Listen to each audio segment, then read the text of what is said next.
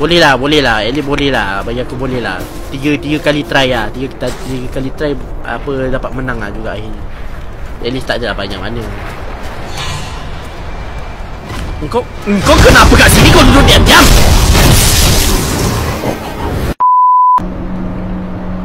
Tak, kenapa? Tak sekarang ni. Damn. Besar siut kek dia. Besar siut. Damn. Oi. Oh, mungkin apa kata aku dekat sikit kan?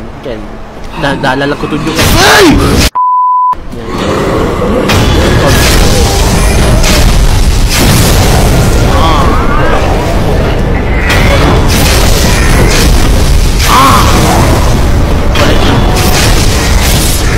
Alamak, tak cukup. Ni nak buat lagi. Alah, 2 orang kot. Tengok. Kau pula. Kau punya balik tadi kan? Nampak senang je. Ikutkan senang je. Senang je. Okay, apa benda yang dia orang sibuk kumpul kat sini kan ni? Ui, lain macam apa benda kau dengar ni? 多じゃ。よりぞ溶けてきた。溶けてきたぞ。Wih, sedap betul.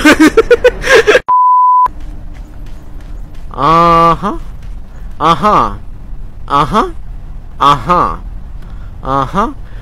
Di sini aku boleh nampak betapa luasnya tempat ini dan aku boleh dapat rasakan ini adalah bos. Aha. Fuck this shit, I am out. Aku tahu sini bos, tahu, tapi aku tak nak menghadap. Just kenapa? Aku baru je menghadap bos yang apa, yang bos apa, perempuan complicated kata aku penipu tu. Tapi sekarang ni aku dah lawan di sini pula. Aku tahu sini bos, tapi aku tak nak. Sekarang pukul berapa? 10.08. Aku rasa mungkin Kalau betul bos last lah. Memang aku last, lepas aku tutup lah. Kalau aku mati lah.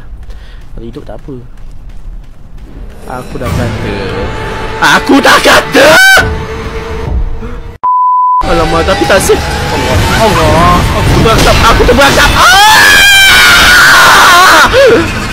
Bagi aku keluar. Oh, Allah, aku. Apa masalah kau sebenarnya ni?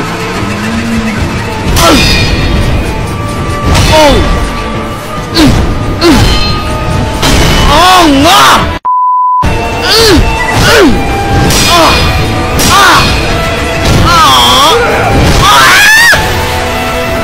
Ya.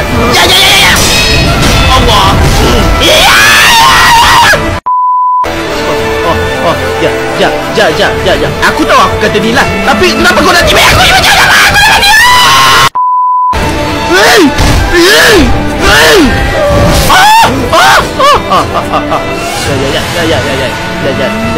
Ya Allah, panjang tu weapon dia.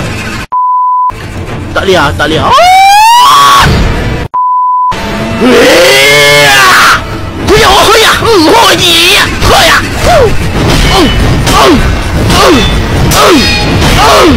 Okey kan?